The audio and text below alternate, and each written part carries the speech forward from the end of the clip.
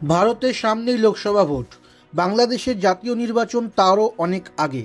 নির্বাচনের মুখে ভারত থেকে ঢাকায় পেঁয়াজ রফতানি বন্ধ করে দেওয়ার সিদ্ধান্তে ক্ষোভ তৈরি হয়েছে ঢাকায়। সূত্রের খবর, ভারতীয় নিষেধাজ্ঞার এই খবর পাওয়ার আগে পর্যন্ত বাংলাদেশের বাজারে ভারতীয় পেঁয়াজ 110 টাকা কেজি দরে বিক্রি হচ্ছিল। নিষেধাজ্ঞার খবর আসার পর থেকে দফায় দফায় পেঁয়াজের দাম বাড়তে থাকে, যা ভোটের মুখে হাসিনা সরকারের পক্ষে যথেষ্ট উদ্বেগের। ভারত ইতিপূর্বে আগস্ট মাসে যখন প্রথম পেঁয়াজ রফতানির উপর 40% শুল্ক আরোপ করে, তখনও বাংলাদেশের ব্যবসায়ীরা রাতারাতি পেঁয়াজের দাম বাড়িয়েছিলেন।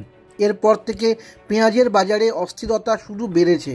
ভারতের সাম্প্রতিক সিদ্ধান্ত সম্পর্কে আজ বাংলাদেশ দূতাবাস সূত্রে বলা হয়েছে, আমরা এর আগেও ভারতীয় কর্তৃপক্ষকে বলেছি, পেঁয়াজ বা আলুর মতো নিত্য প্রয়োজনীয় পণ্য রপ্তানি বন্ধ করার কয়েক সপ্তাহ আগে আমাদের আগাম জানিয়ে দিতে, তাহলে আমরা বিকল্প যোগানের ব্যবস্থা করতে পারি অন্য দেশ থেকে।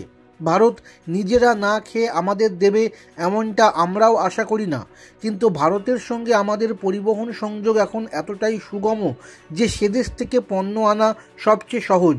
ফলে আগে থেকে না জানিয়ে হঠাৎ এমন সিদ্ধান্তে সমস্যা তৈরি হয়েছে আমাদের বাজারে।